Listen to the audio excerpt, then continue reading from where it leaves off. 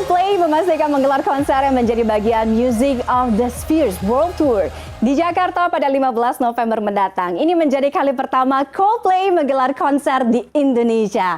Are you ready for Coldplay? Joining us from London, Will Champion, the drummer of Coldplay. Hello, Will!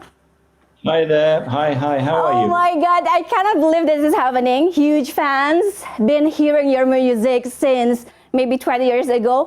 And if you can see me now, I'm wearing your shirt, Coldplay shirt from your concert back in London, 2008, Viva la Vida. Oh. Nice. I can't. I'm afraid I can't. I'm afraid I can't see you. It's just that I can just see a logo, but still, I trust you.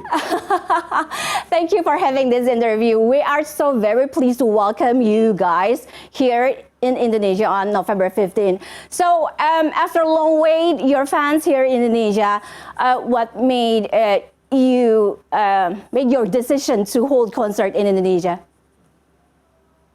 Well, I think after the pandemic, the coronavirus pandemic, we decided that when we were able to travel again, we would like to visit some places that we hadn't been to before. Mm-hmm. And so we were trying to figure out where would be a nice new place to come to. So we're very pleased to be able to come to Indonesia for the first time. It's not often we get to go to new places. So we're very, very pleased that we can.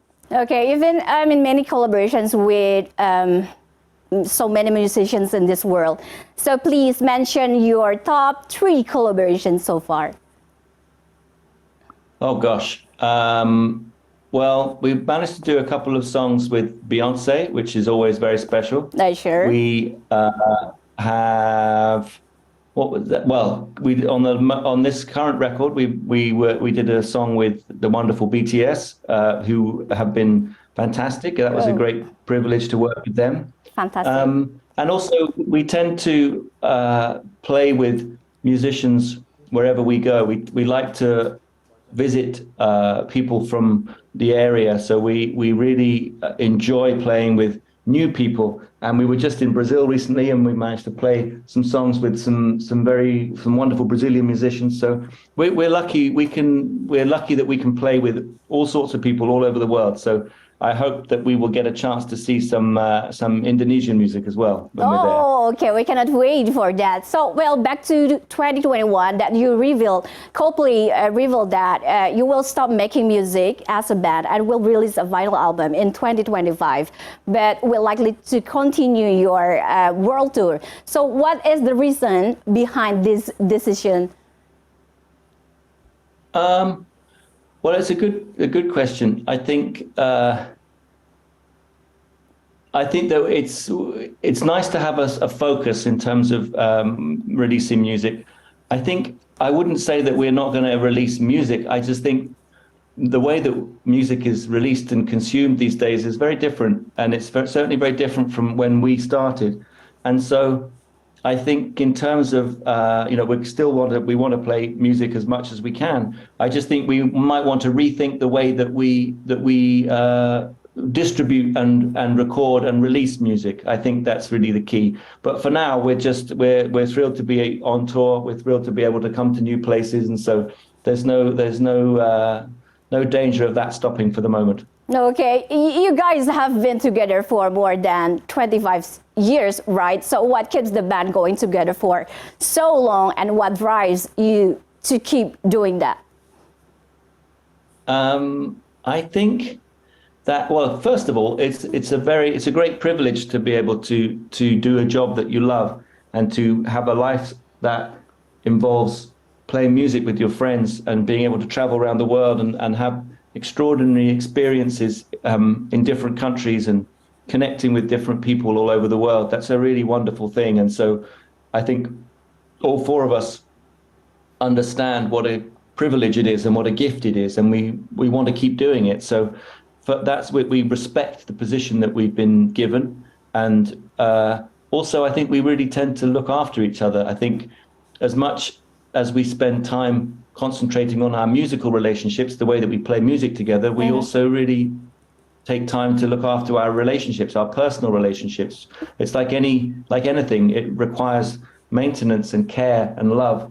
And so that's really, we're lucky that I have my brothers with me, you know, they are my best friends. And so we just do what we need to do to make sure that the relationship is stable, because that's really the most important thing. Because if we're not happy as four people and bandmates, then the music suffers and the tour suffers. So we look after each other. Yeah, you guys have a good connection, I'm sure about that. So, well, 12 albums, correct me if I'm wrong, in more than 25 years, and countless concerts. So how do you guys reflect on your career journey?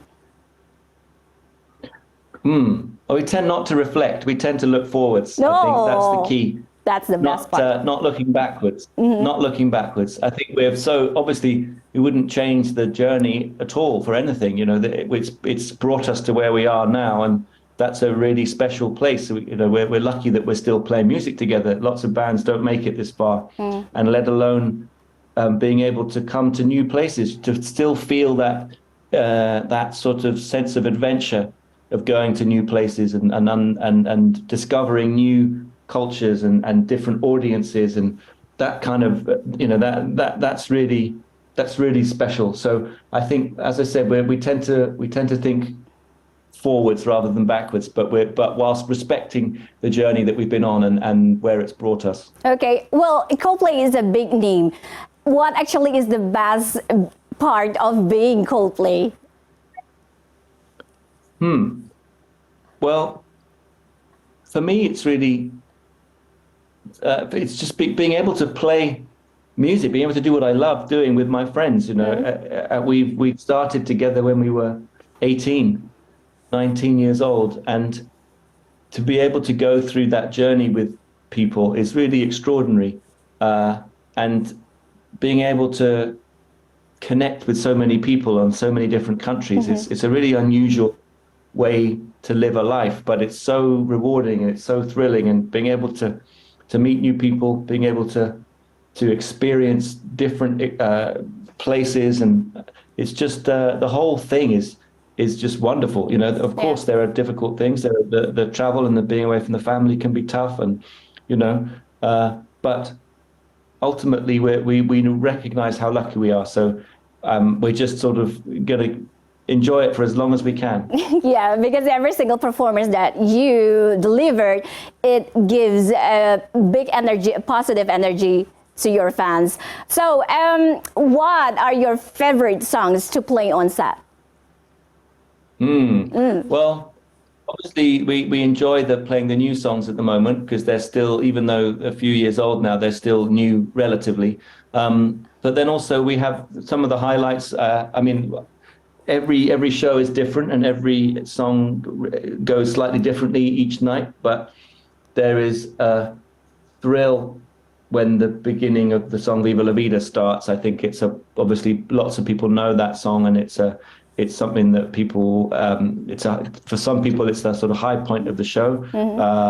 But all along the way, there's songs from every period of our career, and it's just, you know, the vibe is ever so slightly different each night. And sometimes we really feel like we played a song perfectly and it's gone down really well. Other times we feel like, oh, we missed up that chorus, so we need to work harder to try and make that one better. So constantly trying to strive for more of a connection. But at the moment, I like, the Viva la Vida is a pretty great, fun song to play. Okay, so I've been to your concert a few times back in Singapore, Melbourne, and it was insane. I mean, the energy that you guys delivered. Do you still get overwhelmed? I think maybe not overwhelmed, but excited, sure. Oh. And that's the thing about live music.